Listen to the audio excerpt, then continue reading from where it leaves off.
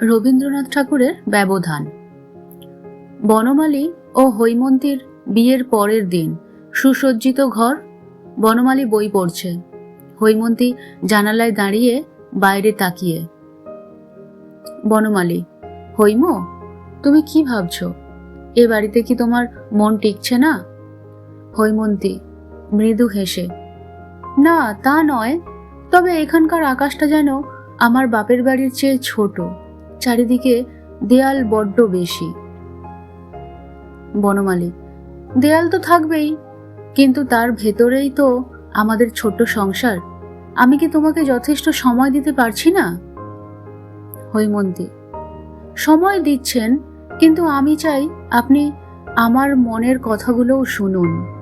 মা যখন আমাকে ওভাবে শাসনের কথা বলেন, তখন আমি আপনার দিকে তাকাই একটি প্রতিবাদের জন্য। বনমালী: মা একটু সেকেলে হৈম, বড়দের সঙ্গে তর্ক করা আমাদের কর্তব্য নয়, সহ্য করাই এবাড়ির নিয়ম। মা ও ছেলের দ্বন্দ্ব। বনমালীর মা রাগান্বিত অবস্থায় দাঁড়িয়ে, বনমালী অপরাধীর মতো একপাশে। মা: বলি, ওরে বনমালী, তুই কি দিনরাত ওই মেয়েটার আঁচল ধরাই থাকবি? শাশুড়ির কথার ওপর কথা বলে, আর তুই মুখে কুলু বেটে বসে থাকিস? বনমালী: মা, ও তো ছোট মানুষ, ভুল হতেই পারে। তুমি কেন শুধু ওর বাপের বাড়ির তুচ্ছ কথা নিয়ে খোঁটা দাও? মা: বাপের বাড়ি তো ওর কাছে স্বর্গের সমান। এ বাড়ির অন্ন জল কি বিস্বাদ থাকে? আমি বলছি শোন, তুই যদি ওকে শাসনে না রাখিস, তবে এ বাড়ির মান মর্যাদা আর থাকবে না।